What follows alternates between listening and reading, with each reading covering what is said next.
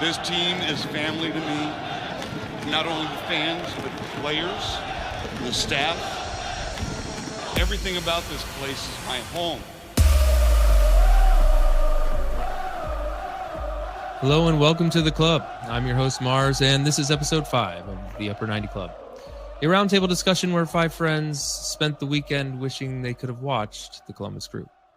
On this episode, we discuss contract updates, shaking the tree, the search for top banana, MLS playoff results, and the U.S. men's national team.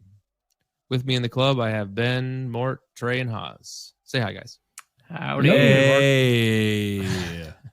Gentlemen, with most of the first round out of the way of the MLS Cup games, I'd like to hear your takes. Ben? Well, the soccer experts were so happy and ready to bid Austin farewell. Keep doubting them, please, please. Hashtag Austin FC. Good one. Good. Mort, how about you? You know, it's, as much as I hate watching our rivals play and some of them win, you know, at least I didn't have to sit and watch a tie. Yes. Agreed. Agreed. Trey? Yep. Best decision MLS has made in a long time. 4 years ago, go into a single elimination playoff format. Fantastic. Yeah. Amen. The stakes are high. Oz? Apparently, some of these soccer players need to take more after the NFL and practicing their celebrations, as Lewis Morgan, immediately after scoring a banger, went off injured from celebrating. Really? I didn't Our see that. thoughts and prayers are with him. Yeah. Okay. Excellent stuff. Before we get started, a couple quick updates. Just today we saw Benzema won the Ballon d'Or. Anyone have thoughts on that? He deserved Totally it. deserved. Yep. Yeah. Oh, yeah. He's the man. Hate Real Madrid. Benzema good. Yep. And I wanted to mention that we talked about Crew 2 winning the cup last week. We're planning to do some more deep dives on the Crew 2 and then doing more regular coverage when the season starts back up next year. I have a note here to go through corrections, omissions, and oopsie-doos. I'm happy to report there are none. No, Also, there was one. Oops, add that one to next Was week. that it? No. Okay. I'll do this It's better in correction. football.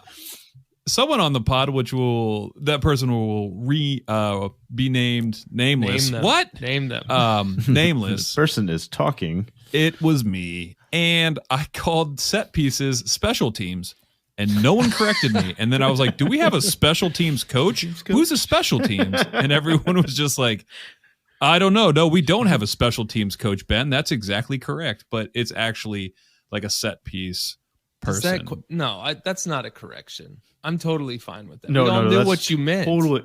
Who would Yeah, come but- at you for that? Our emails. Would that be a and general our- term for like throw-in coach? That's a Yeah, special Yes. Yeah. No, part no, of no. the play. You could say specialist, and that would have been fine. The fact that he said special teams references football. Special teams. It's a whole. Yes, it's a special. There's only one it's team. wrong. Yes. I'm We a say special guy. Football. We call it football, though. Yes. Yeah. The Columbus Crew football team. Yes. All right. Well, that's the oopsie do. Okay, I reject that. So also the Crew got the last seat in the League's Cup. I looked that up. It says that every team gets in, so I don't know what that note is about. It means we get an extra free game on our season tickets. We got the last home. Oh, it's match. a home. We get a home Yeah. game. Okay. All right. Yes. Got it. Yep. Okay. First thing I want to talk about is contracts. Haas, why don't you start this off? I know you have something cooking over there. So the Crew currently have 15 players that contracts will expire this year. 6 of them have options, so they could be kept.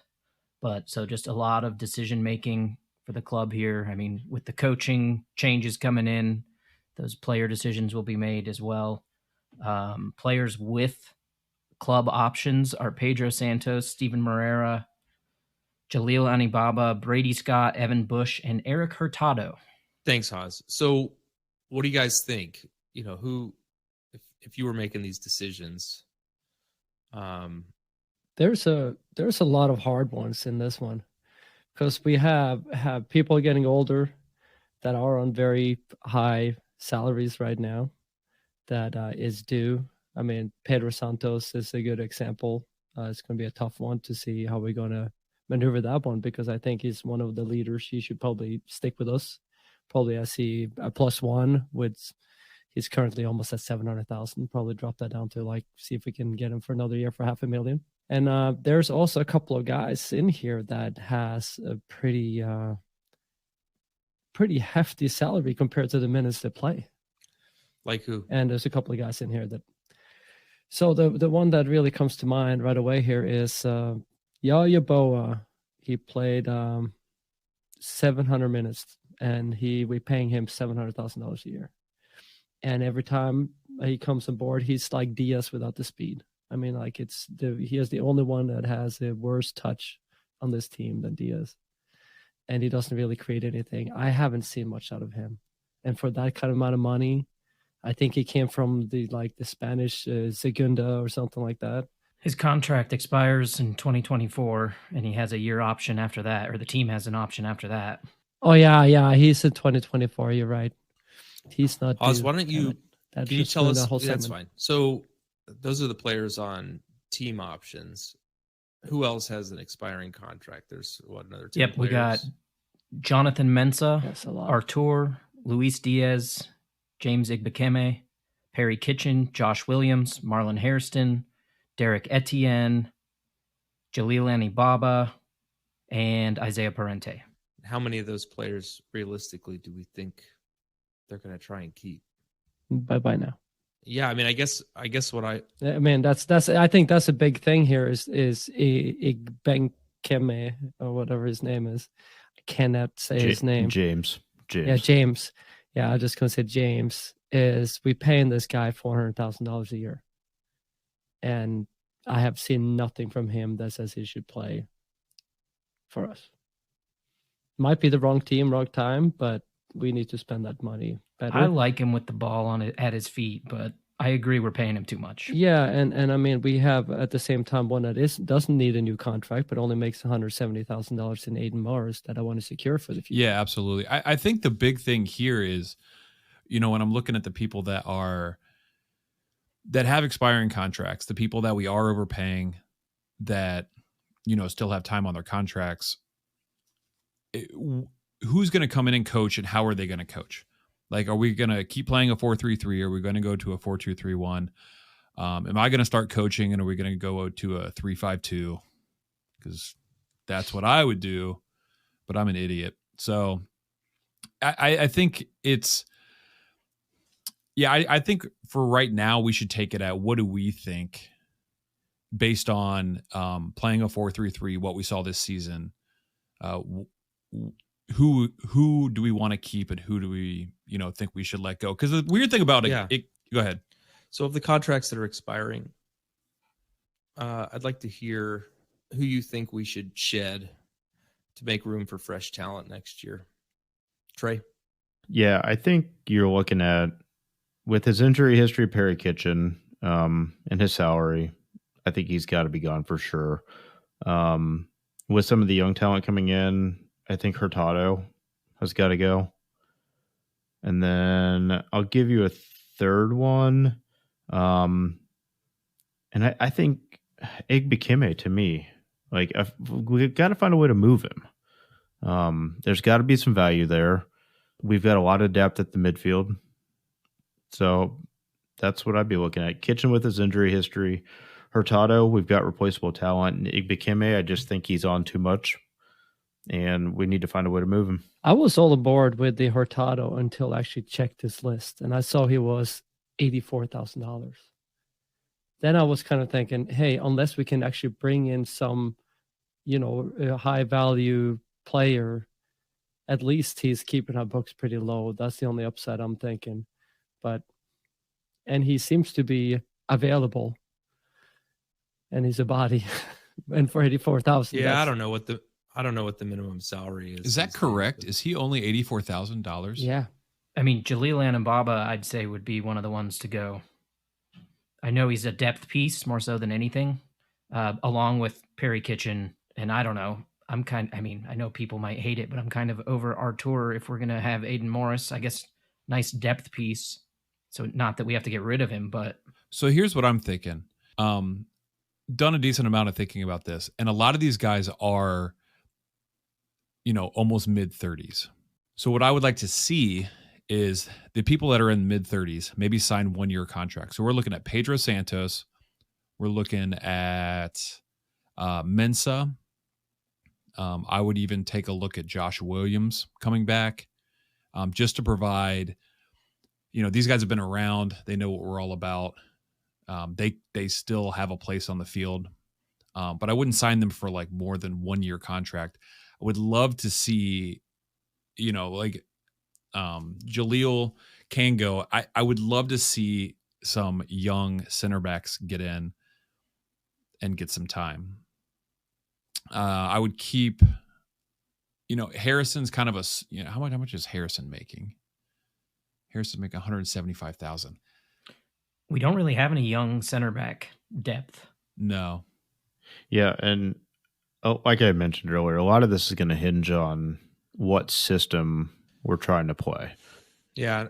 What coach comes in, if he wants to run a 4-3-3, whatever it may be. Like, there's options on this roster. And I think at the end of the day, this is so hard because it's actually a good team. There's good pieces here. Yeah. Yeah. I watched the press conference with Bezbatchenko, whatever that was, a few days ago. He laid out what the search for the coach is going to look like. What do you guys think about that? Any thoughts on, what candidates came up then and whether January is going to be enough time to hit the ground running? Yeah, I saw the article where they were just like naming coaches, and I feel like most of them even had jobs. I think they were looking at one of the main ones people were talking about was what's his name, Wilford. That's the guy that's at Montreal, who's killing it right now. And it's like, yeah, he's a candidate. I'm like, isn't he? I think he's French speaking. He's coaching a club in why would he come? He's second in the East, currently still in the playoffs. Yeah. Yeah. And that's like, to me, that just doesn't seem like an option. I don't think Courtois is going to, I don't think they're going to even entertain that. I think they're just doing it for like a media piece, which is fine because I honestly think he needs to cut his teeth a little bit more as far as a head coach. So I'm totally fine with that. Besides that, I'm looking at people that are, currently, not coaching. And I think Bez also said he's going to wait until December, January, which means after the World Cup. And for me, what I would like to see is, if Mexico doesn't do well, I think Tata would be a great shout. Would he come? So Bez has a way, and especially with the new ownership, it seems like they're splashing enough cash where if he said, hey, I want to make kind of a statement signing like they did with Cucho, that they would, I have a feeling they're going to make a statement signing with the head coach, which also kind of scares me because I would love to see them come in and entertain like the Crew 2 guys coming up and kind of get the younger guys playing and not just like buy names, like buy, like, oh, we're going to get Higuain's third brother. Benzema. Yeah, Benzema. That's my worry with them splashing a lot of money on like a high profile coach, or even like Jason Kreis is another one that they were talking about because I think he's actually without a club. I know it's not great. He's back with the national team, I think. Sure he is. Would you take Greg back? Yeah, and I'll take Greg. I'll take Brian Bliss. Both are fine. Bliss wouldn't be bad actually. I think Bez Tata's better. Yeah, for me, the way they play, the way he likes to play. Because if you think about it, when he was at Atlanta, he had Joseph Martinez up top, which is a lot like Cucho, like a real fox in the box, just hard. Almiron. Yeah, and he also had Almiron, who I rate really high. I watch him at Newcastle, and he is still awesome, and he's I mean, he's done really well in that league. And we have Zelleran, who is a wonderful number 10. So he understands the number 10. He understands the number 9. He understands pretty soccer. So to me, Tata would be a good, like kind of a quick fix. Was Nagby there with him too? Yeah, he was. Mhm. Yeah, I think he's your big fish. He's the big target. If you can get somebody of that caliber, which I think at this moment in time, that's about the only person I can think of that's anywhere close to a big name target. Everybody else is already locked up or with a team that I just can't see him leaving. So I heard Ted Lasso is in their last seasons. Could that be a pickup? Or Yeah, that's a good call. I mean, I would love it. I don't think it's going to happen, but to bring in Guillermo Barros Schelotto, I know he's currently coaching Paraguay, and he's only coached like under 15 games for them. So I don't see that actually happening, but would love it. Yeah, I was kind of sorry we missed him last time around. Same. Okay, so we'll have to see how this develops. Before we wrap up contracts and player status, does anyone have any final thoughts before we move on? yeah, I know we're going to talk about this over the next couple of weeks, but I think one big thing is what do we do with Nagby? I mean, he's 32. He's a DP. I think he's proud for doing kind of the Santos, as we call it, maybe take a little bit of reduction. Knowing him, being a homebody, he might be willing to stay here and still making like Mensa making a 1.1 million. He's not a DP, and probably open up for another designated player for this club, which strengthen the team significantly. The other question is if MLS is going to make any changes to that as well and actually open up for a fourth designated player. Yeah. Yeah, I know they had talked about when Apple acquired all the MLS rights and, you know, funneling more money into it and trying to kind of build it up towards the, you know, make soccer more visible in the next 4 years leading up to the World Cup, you know, in order to draw more eyes to the World Cup. Are they going to add a fourth DP? I think I saw something posted on the Discord, but it was from an incredibly unreliable source. But I'd be interested to see where Porter ends up, you know, with, you know, Nagby's played for Porter 3 different times. I don't know. I think there's something there. I don't think it's a coincidence that he likes playing with Porter, and Porter likes having him on the team. So we'll have to see how that shakes out. And we'll be right back. I want to congratulate Coach Varzija. And, you know, it's like Barack Obama. It's, you know, you screw it up occasionally. And I also want to congratulate Coach Schmidt. Under your leadership, this team made an incredible turnaround from a losing season in 2007 to the best record in MLS in 2008. And congratulations, Siggy, on being chosen MLS Coach of the Year. So let's talk about the MLS games from this weekend. We'll go through them in order. Who watched Red Bull Cincinnati? Well, I can tell you who didn't watch that game. Most of New York, because nobody was at the stadium. Yeah. They claimed 17,000 in a capacity of 1,700. Come on, they put a zero on that. They claimed 17,000 in a 25,000 capacity stadium. Oh man, this is like my company at closing. You know, you get finance managers in counting magical money. It's like they put on an extra zero on that. They didn't know the game was in New Jersey, right? I saw Cincinnati fans posting. Yeah, I saw everybody posting about it. So Lewis Morgan started the scoring for New York in the second half. Not much went on in the first half. It was a fantastic goal, but like I said earlier, he went off injured immediately afterwards.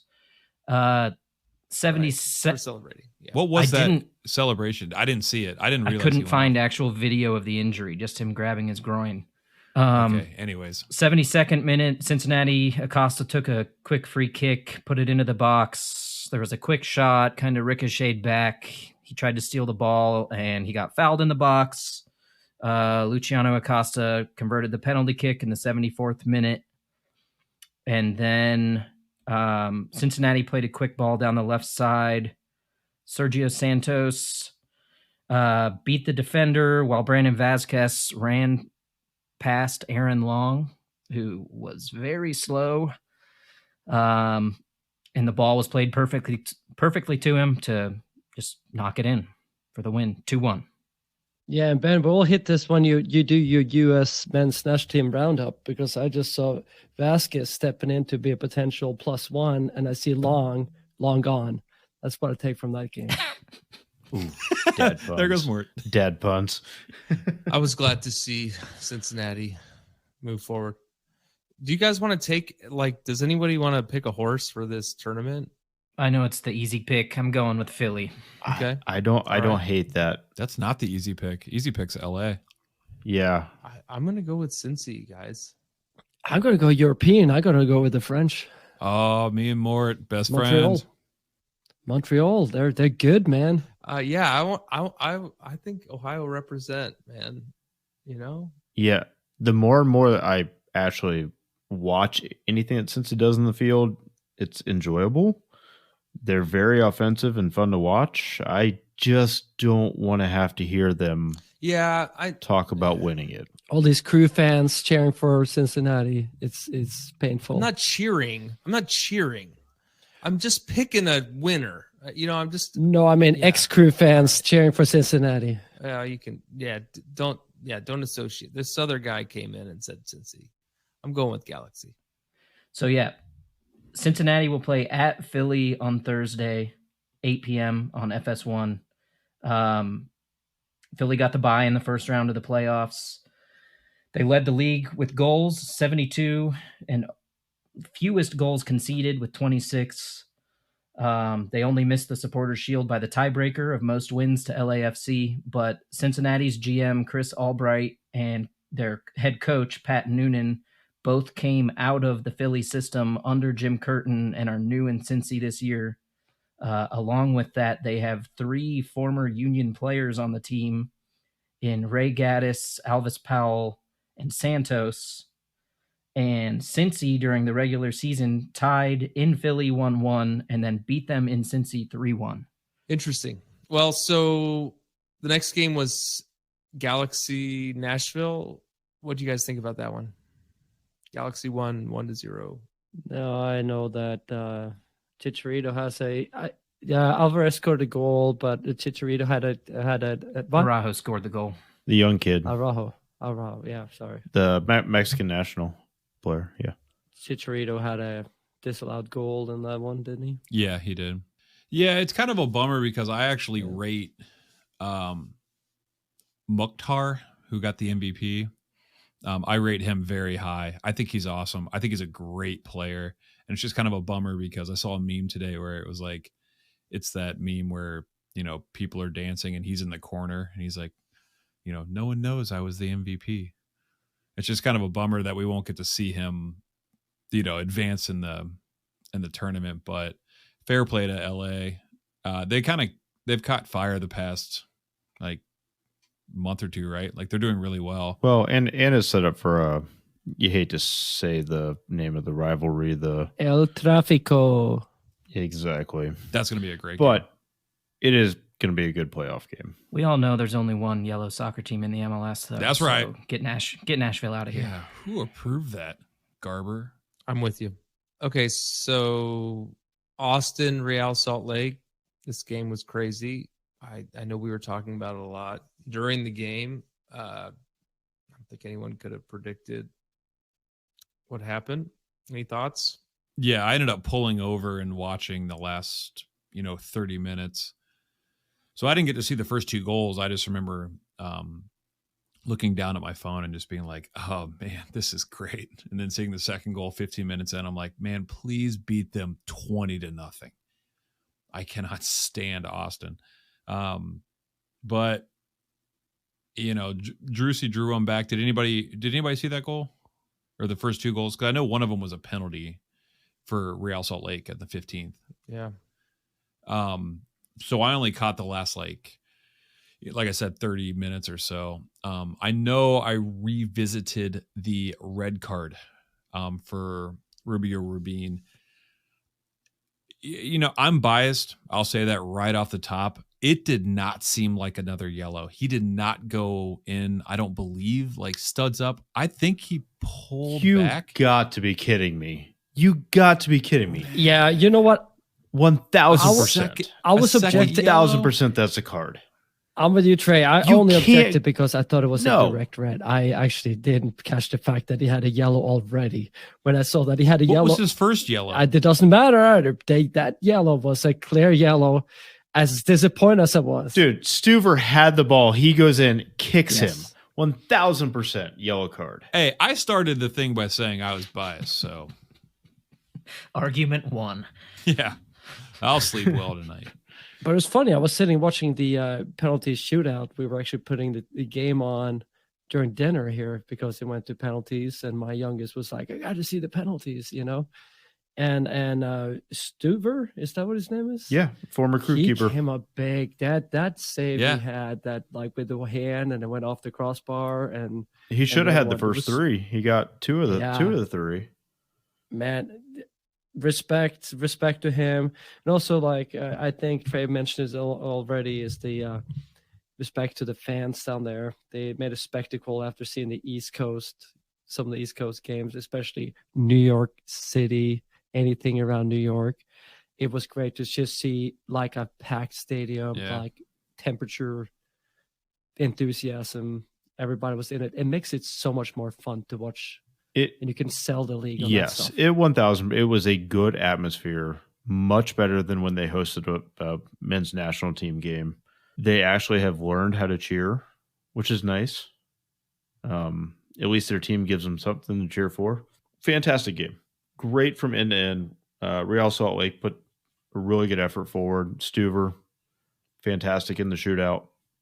Josh Wolf, great job. I disagree. I thought They didn't deserve it in the end. I felt like I don't think they deserved it in the least. Like when they went up a player, it was like playing. It didn't seem like they were up a player. There was Well, no. the tying goal was a handball PK in the 94th minute. Sure. It was just like a crew thing, It was like, this is, I mean, if we would have made it in, this is how we would have gone out, is in the first round. Oh, yeah. 94th minute. So From the outsider perspective, taking the Austin part of it out, it was a fantastic game to watch. It just happened to be Austin. I thought it was boring. I didn't think they provided. Like, You were at cheer practice. What do you know? I was in a parking lot watching the game on my phone. I would say, considering they were playing against 10, they didn't find a lot of opportunities. The few they found was pretty good, but most of the time they hit it into people, and I can't tell you how many times they were objecting about this is a handball. This is a handball. that drove they were me looking for that penalty. absolutely insane. Every time there was in and it was a shot, they'd yell for handball, even if it hit some guy's knee. It was like, it's a handball. It was a lot of crap into the box. That wishful hopeful. Yeah. Put There was it a lot in, of see what MLS happens. refereeing in general in the playoff games too. Yeah. I don't know. I enjoyed it. I thought it was a good game. what about Montreal, Orlando? That was Montreal's first playoff appearance in 6 years. Wow. First half was a little bit boring. Very much boring. Mostly Orlando chances that they couldn't Mhm. convert. But in the 68th minute, Tracy's favorite player, Kai Kamara, Oh, even holds worse. the ball up at the top of the box. He drops it back to Mihailovic, who then finds Ismail Kone running onto it. He nutmegs the keeper. That was a pretty goal. That was such a good goal. That was a pretty goal. I got to give him. What else? And then 96th minute penalty kick after VAR review. The game was already over. Yeah, and that was just but Mihailovic got his goal. that was one stupid one where the player is going out of the box and the defenders kind of hacks him from behind, exiting the box. He was falling out of the penalty box and got that penalty. And I will say one thing, it disappoints me is I wonder if Orlando just ran out of energy from that roller coaster with us, because they were bad. They had like nothing. And I was so disappointed in the fact that this is the team that we needed to beat to get in, and we couldn't do it. man. No, I think what you have there is we wouldn't have looked any better. Yeah, probably true. I think Montreal's, clearly by what they did to us twice this year. Orlando ran out of gas. They didn't have anything. Montreal really just kind of wore them down. And Kai Kamara, this is a little known fact, is not my most hated player on that team. It is Payet. He tucks his shirt in. I hate it. Yeah, we don't do that. Is No. he French or Canadian French? He's Canadian French, I believe. He looks like I'm a trying poor to find man's Petit. Remember Petit from Arsenal? That's what he looks like. And he's not very good. Him and Aspilicueta, Dave Aspilicueta. Espilicueta? Yes. Don't even say his name. Who cares? I'm sorry. I'm with Trey on that one. Don't tuck your shirt in. Just don't do it. Don't Not like that. do it. Brian McBride. That being said, I do want to give. Go ahead. Yeah, I want to talk about Mihailovic for just a second. He has been playing great. Like I went through all of his touches in that game too, and he's solid. He's a really good, number 8. And I wish he would not have gotten injured, so he could have gotten a couple run-ins with the U.S. men's national team to see what he could do. Well, and where is he going after the season? He's already transferred. AZ. Club. What is it? AZ. Azed? Yeah, AZ. Yeah. Alkmaar. Alkmaar. I don't know any of these words. AC Alkmaar. Double A is Dutch. So you have to remember the double A's. Let me talk about. I wanted to say earlier, Kamara is obnoxious, but didn't he score like 30 goals At And 38. He's a few undeniable. years ago? Yeah. I mean, he did us a solid. I think whenever he falls was- into the I love to hate him category. Yeah. Like, I think he's chasing Landon Donovan's. He's chasing some record. I think he got humanitarian of the year or something, or was top something humanitarian. he's wonderful. I mean, all the stuff he does in Sierra Leone is fantastic. Like, he does a lot of really good stuff. He's also a really good follow on Instagram. But yeah, Mars Mort, you might not know, I have a lot of irrational hatred for random players. So Landon Donovan, he's top of my list. Well, we'll do a deep dive on that on one of these off-season weeks. Ooh, that's a good one. Yeah. All right. So tonight, as we record here, New York City won 3-0 against Miami.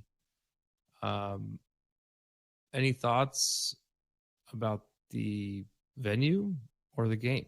Do you want to get me started on this again, Mars? Talking about New York and the disgrace they are to MLS overall. Either people are not showing off or they're not playing even on their soccer stadium. I mean, like, pick your poison. And if they can't play on their regular baseball stadium, they pick the other baseball stadium. So, Yeah, isn't there a football stadium available or like a kid's backyard or something? I don't know. I mean, all they need is a field. Nobody's showing up to watch them anyways. Never been a fan of the Yankee Stadium setup. Mort's house is on fire. I think. Well, the bummer was it was Higuain's last game. Yeah, it's Gonzalo's last game. So I watched probably 70 minutes of this, and he did score. It got called back. It was tighter than it looked. He was barely off. He was. Yeah, I mean, it wasn't a VAR call. It was the sideline. Ref called it, so it was like in real time. It wasn't like reviewed or anything like that, but it was a lot tighter than, I don't know. It was a really good take, typical Gonzo. It was a great goal. pass. Do you think wonderful he's pass. like really depressed as he looks around and sees the baseball lines on the field and figures out this is where he ended up? That's his last game. He's like, I played at Napoli, I played at Real Madrid, Chelsea, Juve. and here I am in City Field. But in general, I think it's a good thing to talk about where you have one of the, the players overseas and the draw for the MLS is like New York and LA, right? Those are the two, and now Miami, but normally it was New York and it was LA. And you have New York, a city where they play on not one, but two baseball fields, completely ridiculous. And then you have the other New York team that plays in Jersey. And it's just, to me, I agree with Mort. It gives a black eye to the MLS where it's like, yeah, why don't you, what are you attracting? What are you attracting? Like, hey, nationally televised game, check this out. Well, we couldn't get one baseball field, so we went on another baseball field, and it looks like dog crap. Temporary turf over the infield and out It's near insane. the outfield. And Like, it would have been so much easier to just play it like, I would assume the Jets or the Giants or they have to have another stadium there that could accommodate a soccer field. Am I taking crazy pills? Jets and the Giants both play in Jersey. Yeah. MetLife. Yeah, they both play at MetLife in Jersey. And also, they're the NFL. They're not paying attention to the MLS schedule to hook up NYCFC with a field to play on. Yeah, but good on NYCFC. They had a couple of good goals. They really took it to Miami. You know, sad to see Gonzalo go out that way, but Maybe those brothers could come back and coach the Crew. I don't hate that. And I'm sorry to bring this up again, but I'd be curious to see the size of the field at the Mets Stadium versus the Yankee Stadium to see if they were able to it's probably bigger. increase the size. It did look Yeah. bigger. It was 70 yards wide and 110 yards long. It was very narrow. What's normal? 90. Man, you had that right off the top of your head. I'm impressed, Mort. I'm just not 100% sure, but Don't fact check. All right, so the last game, it's going on now as we record this, and I see that just moments ago Dallas equalized 1-1. So we'll have to see what happens there between Dallas and Minnesota. by the way, the optimum size per FIFA is 115 by 74. So I'm making it very wide. It's the absolute minimum. Yeah. MLS standard requires size of no less than 110 yards by 70 yards wide.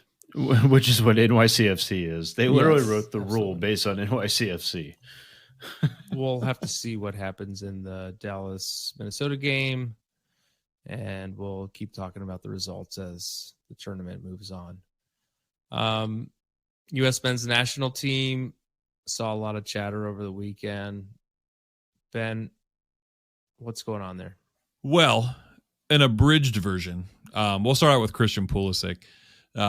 Chelsea played midweek Champions League.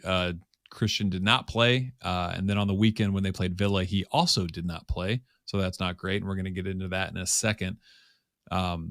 Weston McKennie for Juve midweek played Maccabi Haifa. He came off at half. They did terrible. They lost 2-0.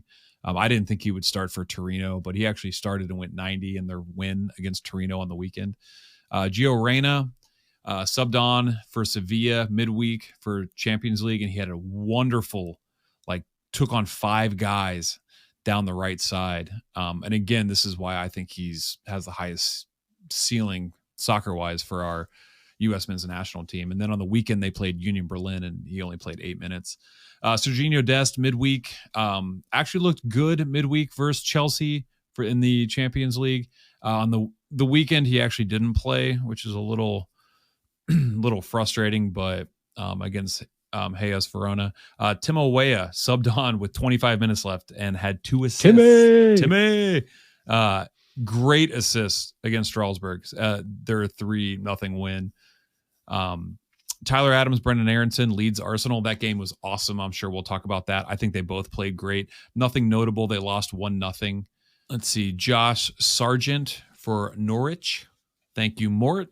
Had a goal in the game in their 2-1 loss, which isn't great. They're actually, I think, 5th at this point in the league. But he has 2 goals and 1 assist in 3 games. He's coming into form. One thing I did want to talk about, the last 3 are the 3 goalkeepers. We have Stefan, Turner, and Horvath. Stefan for Middlesbrough played against Blackburn, and I sent everybody all of his touches. He actually looked pretty solid, even though they lost 2-1. One was an own goal, not necessarily his fault. One was typical Stefan. He was standing there and got beat with a knuckleball. But in general, it could have easily been 5-0. And I know the shouts on Twitter, they just have a new coach. very upset with the defense there, but they're not, blaming Stefan for any of that stuff. Matt Turner played and got man of the match midweek for Arsenal against Bodo Glimt, and then was on the bench for Leeds Arsenal. And then the last person was Bodo Ethan Glimt. Horvath. I know. Ethan Horvath played wonderful, had an own goal, which is funny in typical Ethan Horvath fashion, but that also was not his fault on the weekend in QPR. He did really well. But one thing I wanted to talk about and ask the club, and I know there's been a lot of chatter about this, is Christian Pulisic. Does he move? Is he in the wrong spot? I mean, and again, I'm going to turn this over to you guys, but my question is, this is the second coach, completely different playing style, and it doesn't seem like Potter rates him. This is our USMNT man. What are we thinking here? He needs to leave. I don't think there's much doubt about that. I also think we have to ease up a little bit. I think when he came in young, we thought it was going to be the second coming. I think he's an elite player. But I think in the States, we have this whole thing about he's the next, he's the Messi of the United States, whatever else. And I think when you said that Reina has the highest ceiling, I agree with that over Pulisic. I think Aronson's going to bypass Pulisic in the way his trajectory right now and the way he's playing with the energy he's doing. I know him. He has a high ceiling, but he's inconsistent and his injury is a concern. But I think he needs to leave, and I think he needs to leave the English Premier League. I think he should go to Spain and play there. But he That's needs actually the exact same thing that I said to Ben earlier today. You're a I smart said he'd man. be much more suited in Italy or Spain.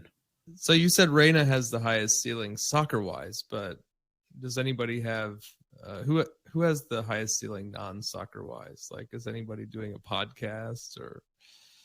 Yeah, Mark McKenzie and Orange Slices. Him and Tell Heath me Pierce. about Oh, it's great. I just heard an interview with Joe Scally that he did, and I thought, I don't know, it was just good to hear, Mark talk, and he also talks a little bit about the league and like his struggles and stuff like that. And I think he's really well spoken. Loved it. Another one that does something else is Pulisic writing a book. I mean, he's right about not playing when he's not playing for the club he's at, which is always an interesting take on things as well. Get out of here with that. Who's publishing that? Oh, jeez. I think that's a good shout, though. More, I don't think we probably need to ease off Pulisic as far as being, Captain America and stuff like that. I do have a question for you guys also. I personally think that he almost is better as an impact sub, and that, while being at Chelsea isn't great because he's not playing, when he does come off the bench and stuff like that. And I think the last time he played 3 games ago, he scored. The game before that, he had an assist. So he is making an impact at these clubs. He's just not starting and playing the full 90. So maybe, and I even said this with the U.S. men's national team, maybe he is an impact sub, even though he is better than all the players or most of the players on the U.S. men's national team. Would it be better, especially in the Iran game and against Wales, if he came off the bench? Who would you start in his place? Weah.